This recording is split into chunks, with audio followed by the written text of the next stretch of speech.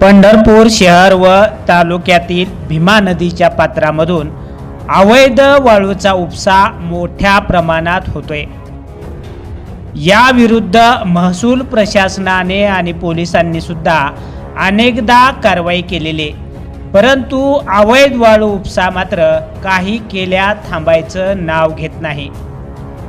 आता पुन्हा एकदा महसूल प्रशासनाने अवैध वाळू उपशाविरुद्ध मोहीम हाती घेतल्याचं दिसून येतंय। महसूल प्रशासनाने भीमा नदी पात्रात अवैध वाळू उपसा होणाऱ्या ठिकाणी कारवाई केलेली माहिती आता समोर आली। भीमा नदी पात्रामध्ये अवैध वाळू उपसा व वाहतुकीसाठी वापरण्यात येणारे 22 थर्माकोलचे तराफे महसूल प्रशासनाच्या पथकाकडून नष्ट करण्यात आले असल्याची माहिती तहसीलदार सचिन लंगुटे यांनी दिली।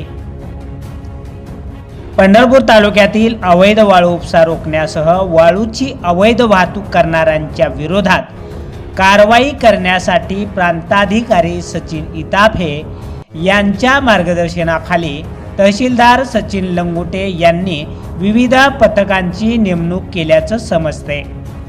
भीमा नदी पात्रात पंढरपूर शहर व भटुंबरे दरम्यान वाळू वाहतुकीसाठी वापरण्यात येणारे हे थर्माकोलचे तराफे मंगळवार दिनांक 17 फेब्रुवारी 2026 रोजी नष्ट करण्यात आले आहेत।